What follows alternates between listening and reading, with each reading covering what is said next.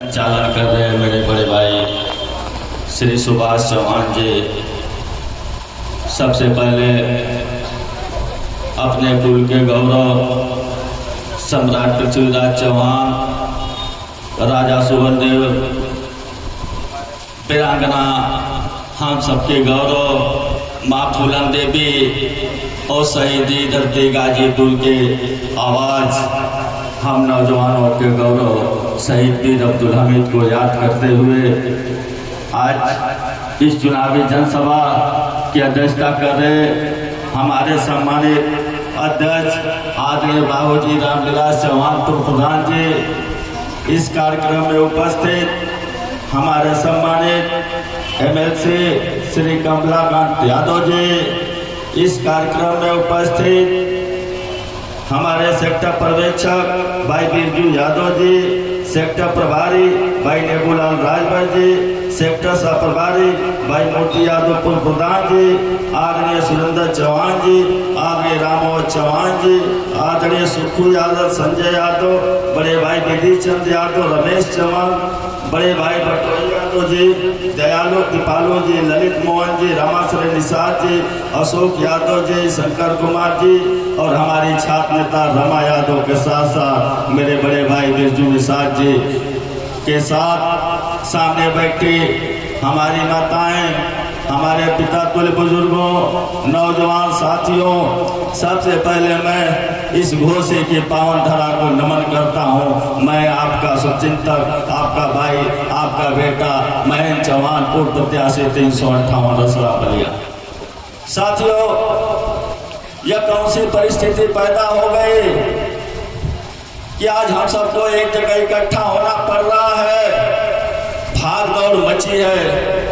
साथियों, ये वक्त था कि देश की जालिम हुकूमत को हटाने के लिए, बढ़ रही बेरोजगार महंगाई को रोकने के लिए, जो हमारे बच्चों की उम्र नौकरी के अभाव में जा रही है, जो दर-दर भटकने को मजबूर हैं, इन बच्चों के हाथों में नौकरी देने की दिशा में हमारे नेता श्री अखिलेश यादव ने 4 कदम पीछे हट करके पश्चिमी उत्तर प्रदेश में श्री जयंत चौधरी से हाथ मिलाया, तो पूर्वांचल में ओम प्रकाश राजभर, दारा चौहान, स्वामी प्रसाद मौर्य और राजमाते कृष्णा पटेल को साथ लेने का काम किया।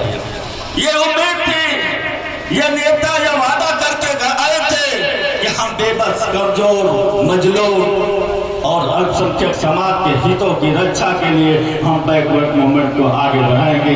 अखिलेश यादव जी, आप मुझे गले लगाए। मेरे नेता श्री अखिलेश यादव ने अपने कलेजे के टुकड़े इस महेंद्र चौहान का टिकट काटकर ओम प्रकाश राजभर को जहूराबाद देने का काम किया, तो समाजवादी पार्टी के मजबूत सिपाहियों का गला घोट करके इसी घोषे की सरजमीन पे दारा चौहान को उतारने का काम किया। वो मंजर हमने देखा है साथियों। हमारी सरकार 5,76,000 मतों से बन नहीं पाई, सरकार की बेईमानी की वजह से। तो बेईमान नेता सरपट सर लगाने लगे। साथियों, हम एक वर्ग समाज के लोग हैं, दलित और अल्पसंख्यक समाज के लोग हैं। जिस नेता के अंदर एक सपना था, एक हवस थी, जिसने अपने माता दुकानों को 108, 102 नंबर की एम्बुलेंस दिया था, जो अपने नौजवान बच्चों के हाथों में लैपटॉप थमाया था, जो नेता माननीय मुलायम सिंह यादव जी ने अपने बेटियों की शादी के लिए 20,000 रुपया अनुदान देने का काम किया था, उस नेता के सपनों को चकनाचूर करने का काम ये तमाम पिछड़े समाज के नेता आज जात की बात करने चले हैं। किस बात की जात? हमारे नेता जात की बात नहीं करते हैं, हमारे नेता जमात की बात करते हैं। जब मेरा नेता कहता है कि चौहान की जितनी संख्या है, चौहान को हिस्सेदारी मिलनी चाहिए, राजभर की जितनी संख्या है, राजभर को हिस्सेदारी मिलनी चाहिए, निषाद की जितनी संख्या है, निषाद को हिस्सेदारी मिलनी चाहिए, ठाकुर ब्राह्मण गोपियार नाला की जितनी संख्या है, उसको हिस्सेदारी मिलनी चाहिए। ये भारतीय जनता पार्टी हर अपना कदम पीछे हटा लेती है और हमारे नेता ये फार्मूले को नहीं आजमाती है। मेरा नेता चाहता कि जात का जनगणना हो और इस देश में जितनी संख्या भारी, उसकी उतनी भागीदारी के तहत हम इस देश में पिछड़े दलित अल्पसंख्यक का विकास करने का काम करेंगे। साथियों, अभी बहुत सफोले पड़े हैं मेरे दल में। अभी तो कुछ गए हैं, कुछ दिख रहे हैं, कुछ जाने वाले होंगे, लेकिन पिछले दलित समाज के लोगों, मैं आपसे पूछता हूं कि जब आपका बच्चा हाई स्कूल और इंटरमीडिएट पास करता है तो क्या आपको जात प्रमाण पत्र चौहान के नाम पर मिलता है कि पिछड़ी जात के नाम पर मिलता है? वो पिछड़ी जात का सर्टिफिकेट लगाने पे आपको आरक्षण मिलता है, रोजगार मिलता है। लेकिन यही भारतीय जनता पार्टी की बेईमान सरकार हमारे नौजवानों के आरक्षण को छीनने का काम की, हमारे बच्चों के हाथों से रोजगार छीनने का काम किया। इसलिए आपसे कहना चाहते हैं कि मेरे नेता ने बहुत बड़ा फैसला लेकर आपके बीच में भेजा है। आपके घर के बेटे को लगाया है, जिसका गलत बयान था 2022 में। अरे आप लोग सौभाग्यशाली है घोषी के लोगों कि आपके नेता श्री सुधाकर सिंह, मैं घूम रहा हूँ माननीय रईसी साहब अपने चौहान समाज के बीच, मैं घूम रहा हूँ 4-5 दिन से लगातार। चौहान समाज के खंडाल भरे हुए बजबजाती हुई नालियां बेबस लाचार और मजलूम मेरे समाज की माताएं बहनें अपनी शिकायत मुझसे दर्ज कराती हैं। ये किसका क्षेत्र रहा है? ये क्षेत्र किसका रहा है? नाम के आगे जात क्या रही है? यह भी कहना मुनासिब नहीं समझता, लेकिन समाजवादी पार्टी ने जो अपना दिल बड़ा करके अपने नेता सुधाकर सिंह को आपके बीच में भेजा है, जिसने आपके लिए लाठियां खाई है, जो आपके लिए जाकर एसडीएम और तहसीलदार से लड़ा है, जो आपके लिए जेलों की सलाखों के पीछे गया है, जो आज भी 100 मुकदमों का दर्द झेल रहा है, वो उस नेता को आपके बीच में साइकिल का चुनाव चिन्ह करके हमारे नेता श्री अखिलेश यादव ने भेजा है। इसलिए कहना चाहते हैं, प्यारे पुरबलुआ के लोगों, हमने 10 कार्यक्रम किया था।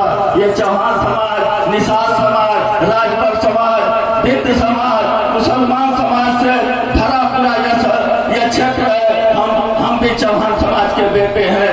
हमको भी, मैं भी, मेरे बाप साइकिल का पंचर बनाते थे दोस्तों, लेकिन सैफई परिवार की निगाहें मेरे ऊपर आई, सैफई परिवार ने मुझे पहचाना।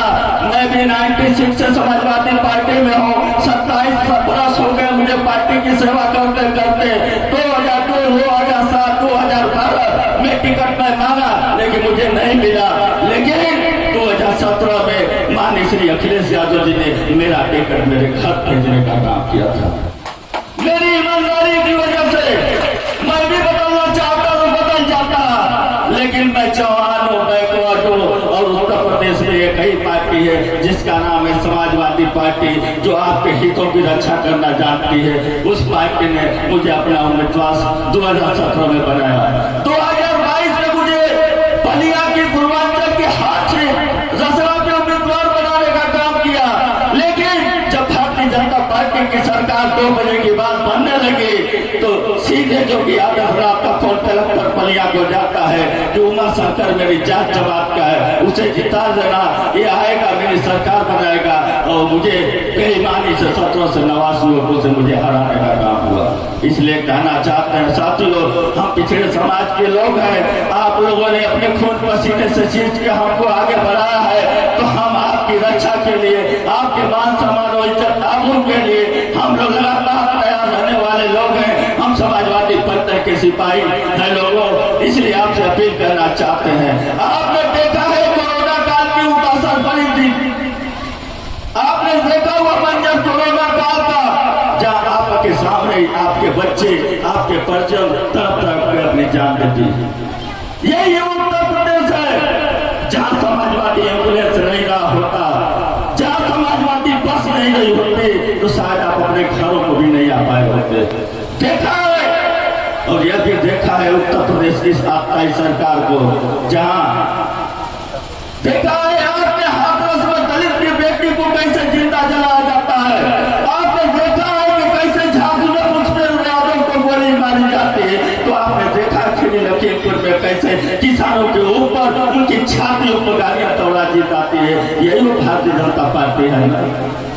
और भारतीय जनता पार्टी की उम्मीदवारी करने वाले लोग आज जात हत्याने हमारे बीच आए हैं। इसलिए हम आपसे अपील करना चाहते हैं, ऐ घोसी के लोगों, यहाँ की महान जनता, देवतुल्य जनता, माताएं बहनों, मैं आपसे पूछना चाहता हूँ, मैं अपने माताओं से पूछना चाहता हूँ कि कौन ऐसी माँ हो होगी वो नहीं चाहती होगी कि मेरा बेटा पढ़ लिख करके मेरे बुढ़ापे का सहारा बने। कौन ऐसा बुरा बाप होगा जो नहीं चाहेगा कि मेरा बेटा पढ़ लिख कर मेरे बुढ़ापे का सहारा बने। आज भारतीय जनता पार्टी हमारे पिछड़े समाज के बच्चों की आरक्षण खा गई, भारतीय जनता पार्टी हमारे बच्चों की नौकरी खा गई।